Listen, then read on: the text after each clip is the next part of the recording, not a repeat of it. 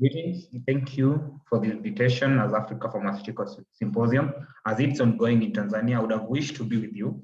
Unfortunately, because of other commitments, I was not able to, but I'm hoping the presentation that I'm going to make today will share insights that are critical for all of you and will guide you in the next phase that we'll look at in terms of digitization of medicines management and pharmaceutical inventory systems in the pharma supply chains. I'm Odhiambo David. I'm a pharmacist by profession based in Nairobi, Kenya. So when I look at this particular topic that was given to me and looking at it from a dimension of aim of ensuring we have medicines being available and affordable to patients in the African context, the quick question that we need to be asking ourselves, what are the impediments to availability and affordability of medicines in Africa?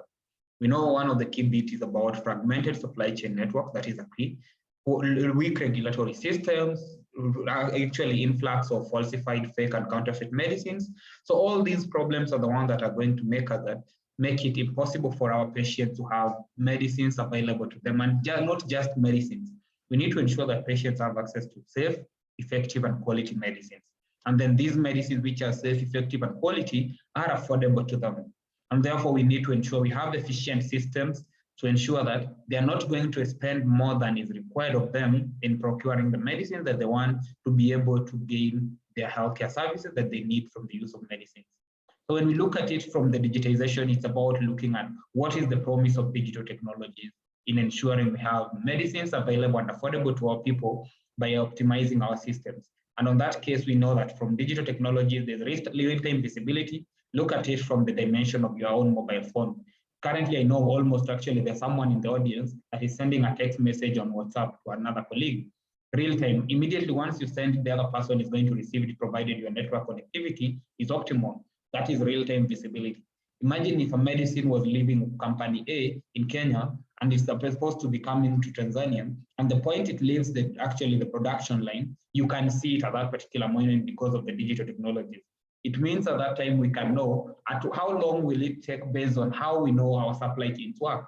With that real-time visibility, we are able to know where the medicine is, who is using it, and actually helps us even to avoid the infiltration of falsified counterfeit medicines into that supply chain, because I can track one medicine from the time it gets into the supply chain to the point that the patient uses it. That is one thing that is important. Accurate intelligence. When we talk about accuracy, all of us, we know about the pharmaceutical supply chain. We know how pharmacies work. We know how hospitals, where the medicines are, the wholesales, and where they are. We are stocking medicines. And if we stock medicines, oftentimes we have either stockouts or we have expiries. Why do these happen? Because we lack the real-time accurate intelligence on how much of a particular product are available in stocks, oftentimes because of the lack of the digital technologies. You have to do a stock take on a one-to-one basis. Every day you have to, let's say, for example, count the number of paracetamol tablets you have, how many of them are expired, how many of them are short expiry, and how many have a longer shelf life, so that you plan accordingly. If you had the digital technological solutions, then it means you just go into your system and see what quantities of the product you have, how many of them are short expiry, how many of them are expired, or how many have a longer shelf life, so that you can actually see how you're moving your products according to the principles of distribution. You can apply fast in, fast out, or fast expiry, fast out, so that you ensure you're not having expiries. But at the same with that real-time accurate intelligence, you're able to restock a medicine before a patient comes to seek it. Imagine a patient coming to your pharmacy or to the hospital, and they're not able to find a medicine because you did have the insight that that medicine was already out of stock. With the real-time digital technology, probably you'd be having even reminders and alert signals that will tell you, by the way, this medicine is almost out of stock. We have only 2 at reorder level. With that reorder level alert, you're able to order from your distributors or from the suppliers, then that medicine will get to your system. And the other bit is in terms of the efficiency of the pharmaceutical supply chain. Because of so many stakeholders across the chain, we have inefficiencies. And these inefficiencies at the end of the day, they affect the affordability. You have the manufacturer to a distributor to another distributor, another wholesaler, the wholesaler to a pharmacy, the pharmacy now to a drugstore in the local community. So at the end of the day, with so many stakeholders across the spectrum chain, everybody will have a markup, because at the end of the day, for the business to be profitable and to be sustainable, they have to get a percentage of commission on what they're selling. If that is added up, it's going to affect the end consumer. The medicines will not be affordable.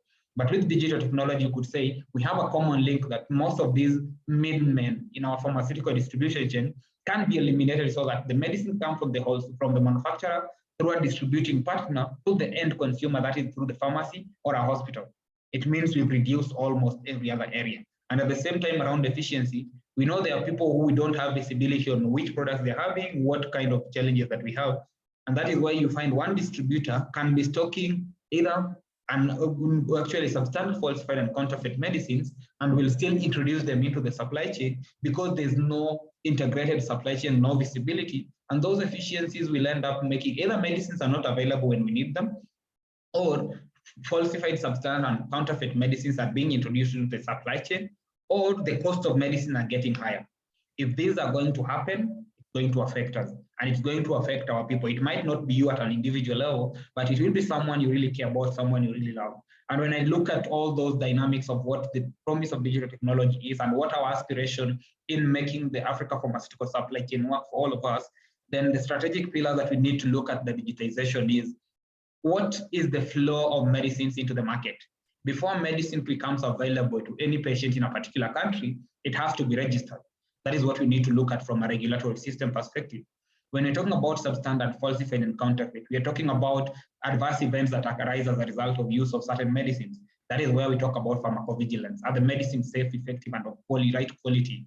We need to look at the pharmacovigilance and the quality assurance systems, the supply chain, the financing, and education. So when we look at these strategic pillars, the first thing we need to know when we talk about data and digitization, it's about making data available. In registration of medicines, there's the documentation that needs to be supplied. Imagine we had a common repository for regulatory documents. Therefore, it means from a pharmaceutical company, we can upload that documentation. It is made accessible to regulatory authorities who will review it from that online system. In case of any update, it's a common update to that particular dossier, and making these integrated across region, across territory. If that happens, then there's real-time sharing of information and data, optimal, actually efficient in terms of review of that information and approval of the medicines. If you can get a medicine approved in a very short time, then it can be imported within after registration, making it available when people need it rather than taking longer. Currently, when you look at it from an African context, majority of us, the registration regulatory authorities, would take between 12 to 24 months. Some are going slightly lower for expedited or fast track mechanisms, which would get even medicine registered in 6 months or less, which is a good thing.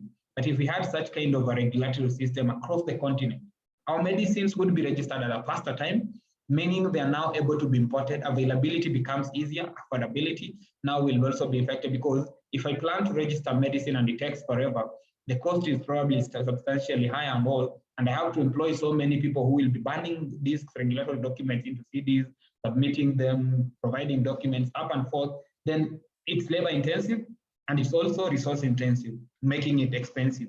At the end of the day, from looking at it from a pharmaceutical business perspective, the medicines are not going to be as affordable to the end patient, because these costs have to be recovered in the cost of the medicine to make it sustainable. So those are the key things that we need to look at. From a pharmacovigilance system, we have medicines coming into the continent. Can we have digital systems where we can report and the public also reported this information? Because oftentimes you'll find the general public, our patients, don't know about the effect of the medicines. And therefore, when they get the medicine, probably they don't report. It's not causing side effects to them. They're not indicating and even reporting to them. Therefore, when the medicines are there, they use it, but because of the harmful side effects, they stop using it. It would be available in terms of presence, but they're not using it because of the side effects. That is not going to get us the healthy population that we're hoping for. But with digitization, we're able to share real-time evidence on the harmful effects of medicine, improvement in terms of quality, and that information being relayed to pharmaceutical companies will ensure they're able to improve on their medicines and actually address some of the underlying effects. With improvements, the patients are actually able to get the quality medicines which are safe and effective, and therefore availability is there. And that is going to ensure that we have a healthy population that is having access to quality medicines. Then the major bit of the discussion was, as per the topic, was supply chain. We know that before we buy anything, we need to focus from a pharmaceutical supply dynamic. Once we focused in that medicine, we need to see how much quantities do we need of that medicine. Then that is the forecasting in terms of disease patterns, in terms of the patient populations. Then once we do the forecasting, we can now plan at what segments of the, what intervals do we normally have these patients, what is the dosing regimen. We do the planning and know how many quantities of the product we need. If we're able to have real-time data from digitized systems, we're able to know how much quantities we need, then in that case, then we can even know at what point do I make an order for medicines. That is the procurement planning and order placement. Once we procure the medicine, we now go to the distribution. It's been bought, now let's distribute it to the people who need it. It means I won't be supplying a medicine, let's say, for example, from a Kenyan context, I won't be supplying it to the coast if actually that medicine is needed in Nairobi. And those are the dynamics of the medicine, distributing to where it's needed because you have real-time data. And with a digital system, the other bit that we have to acknowledge, you find oftentimes with expiries and stockouts, one region doesn't have the medicine, another has more of the medicine that they're actually not using. If you have digital visibility, the real-time visibility that we're seeing as the promise of the digital technologies, it means if we are getting below the reorder level of medicines, and yet some of them are actually the same good medication is almost expiring in another location, we can redistribute and have it being moved to another location rather than buying again to stock where we don't need it. And those are the dynamics that we can take advantage of and ensure our supply chains are efficient and making medicines available to people who need them without incurring extra costs. Because if a medicine expires, there are stockouts in a public health system, that is public revenue that is being lost. And we need to ensure that those are things that are not happening. Even from consumption, once they've been consumed, we know how much has been consumed, what are the consumption patterns, what intelligence do we get from them. And if we use that kind of technology, we are able to optimize our system. I'm hoping that is one key thing that we can invest in and we can take advantage of. Then on financing perspective, there's no medicine that is going to move unless somebody pays for it. And when somebody is paying for it, they need to know what are the needs, what are the payment levels, what are the payment terms. And then even from a guaranteeing perspective, let's say, for example, you're running a pharmacy and you need medicines. If you're going to a bank, they need the data in terms of what quantities of medicine do you normally sell, what quantities of that medicine that you sell is actually of value to the people, and what are the prices of these medicines. Who is the person supplying you? Can we pay that person for those quantities? And how does it translate? Let's say, for example, from a national health insurance perspective, national social insurance schemes, if the government is paying for that medicine, they need to know how much quantity. And at the same time, from a digital system, it means if I am an insured patient and I need my insurance to cover my medicines, when I'm going to a hospital or to a pharmacy to refill my medication, that data, when I buy medicine and it's logged into the system, the government system notes that David took 10 tablets of paracetamol, which are costing, let's say, 10 shillings or $10, whichever amount of money. Then therefore, in terms of their remuneration reimbursement models, they're able to reimburse for that particular quantity. There is optimal financing. We pay for what has been used, not what is perceived to be used or what somebody enters into their claim. The claim will be in real time, and actually we avoid inefficiency in the supply chain, because oftentimes we have challenges because somebody is overclaiming what is not there. And those are things that we need to look into. Then we look at it from education and pharmaceutical marketing. We know there's emerging data and evidence on what needs to be done, when it needs to be done. And therefore, the pharma companies producing medicines have the intelligence, they can share it with the healthcare worker, the CPDs in terms of continuous professional development, continuous medical education. And if they're able to share that information through digital technologies, that would help. With COVID-19, that became the norm. Conferences, webinars, teleconferences, telemedicine, patient consultations were happening online. If we can make it be our mainstay, we'll reduce in terms of cost of having to travel all around, efficiencies, because that marketing cost is going to be factored in the cost of the medication. But we're also making it available to people who need it. So if you're able to do that, that would be a win for all of us. And I believe that is what we are hoping for, and that is what we need as an industry and as the general community. Examples of these that I would want to talk about is African Medicine Supply Platform. This came up in 2020 after COVID-19 in June. And it was established under the African Union with a special envoy, Strive Masiwa from Zimbabwe. And leading that platform, it's supposed to be a common repository where we can procure medicines among the national governments of the AU member countries. They buy from the platform, they distribute it to people who need them. And in so doing, we are making medicine availability possible and making people have access and visibility on where they can do it. Two-pool procurement was one of the key bits.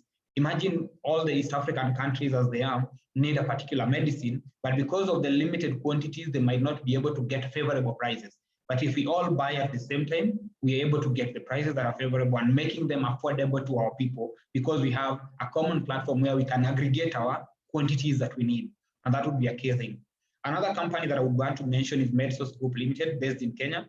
This is a group purchasing organization. It therefore means they have member organizations, which are pharmacies, hospitals, and private clinics in the country. And because of these members, they're able to now negotiate on their behalf with distributors and even manufacturers to get medicines at affordable cost, lowering the cost of that medicine. Then once they get them, this medicine can be supplied to these different distributors when and where they need them, the clinics and the hospitals, the members. So they're able to make medicines available to the last mile and at the right price. And beyond pricing, because of that group purchasing organization power, even when they're engaging with distributors and engaging with the different pharmaceutical manufacturers, they see, do these companies meet the quality standards of what is required? That is the pre-qualification. If I'm running a pharmacy, let's say, for example, next to my neighborhood, chances of me going to audit a pharmaceutical manufacturer at the highest level might be minimal. I don't have the bandwidth in terms of financial muscle to even negotiate at that level. Two, I don't have the technical capability in terms of the resourcing. But if an organization that actually aggregates all these members together, reaches out and actually has the muscle in terms of the membership, the financing, and the muscle that what they need, they're able to do the pre-qualification. If that pre-qualification ensures safe, effective, and quality medicines are introduced into the supply chain. But these are now going to all the probable members in the country. And with that, they're even able to look at what financing models and engage with financial institutions to be able to finance your businesses and your pharmaceutical industry operations. If these are kind of models that we can replicate across the continuum and across the continent, we are able to ensure digitization of the medicines management and pharmaceutical inventory systems, not only work for different businesses, but work to ensure our patients and the people that we serve have access to the medicines that they need, making them available and affordable to the people who need them. And in so doing, I believe we'll have achieved that, our aspiration as a continent and as the pharmacy profession. And I believe as pharmacists, beyond looking at it from a medicines expert, look at yourself as a medicines expert with the responsibility to deliver innovative and life-saving solutions to the people who need them at the last mile of care delivery. Thank you so much. I hope this makes a difference in your lives and it urges you to do better in serving communities. Thank you so much. Have a good one.